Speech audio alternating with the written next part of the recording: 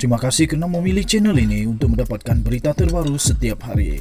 Bagi anda yang pertama kali berada dalam channel ini, sila pertimbangkan untuk tekan butang like, subscribe dan komen video ini untuk penambahbaikan pada video akan datang.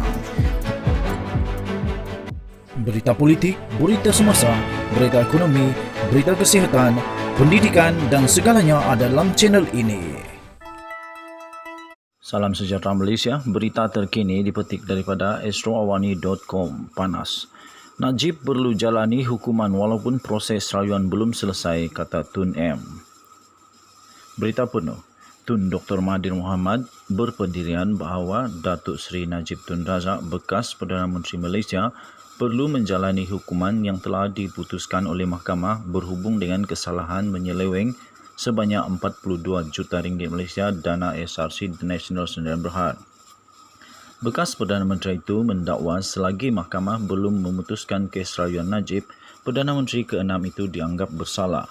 Najib mengemukakan rayuan terhadap keputusan Mahkamah Tinggi Kuala Lumpur pada 28 Julai yang lalu tahun lepas yang telah menjatuhkan hukuman penjara selama 12 tahun dan juga denda sebanyak ringgit Malaysia 210 juta selepas beliau telah didapati beliau bersalah atas 7 pertuduhan membabitkan pecah amanah jenayah CBT, pengubahan wang haram dan penyalahgunaan kedudukan melibatkan dana sebanyak 42 juta ringgit dana daripada SRC International. Katanya, Mahkamah Tinggi Kuala Lumpur mendapati Perdana Menteri ke-6 bersalah.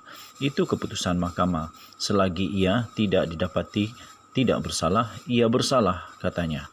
Tambahnya lagi, ia patut jalan hukuman.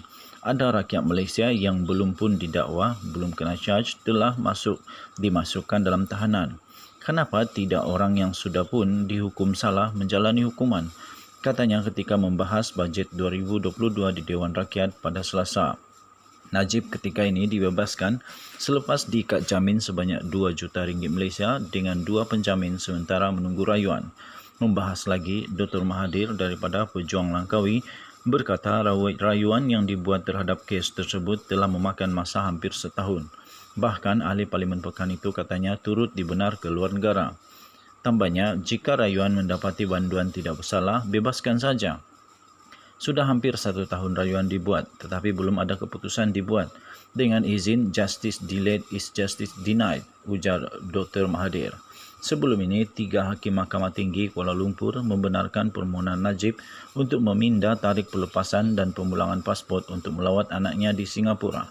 Hakim Datuk Colin Lawrence Sikwara, Datuk Muhammad Jamil Husin dan Mohamed Zaini Mazlan membuat keputusan itu selepas pihak pendakwaan tidak mengemukakan sebarang bantahan terhadap permohonan berkenaan.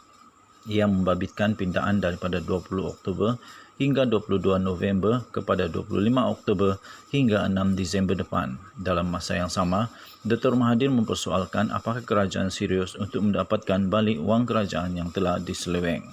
Sekian berita, salam sejahtera, kita jumpa lagi pada berita akan datang. Bye-bye.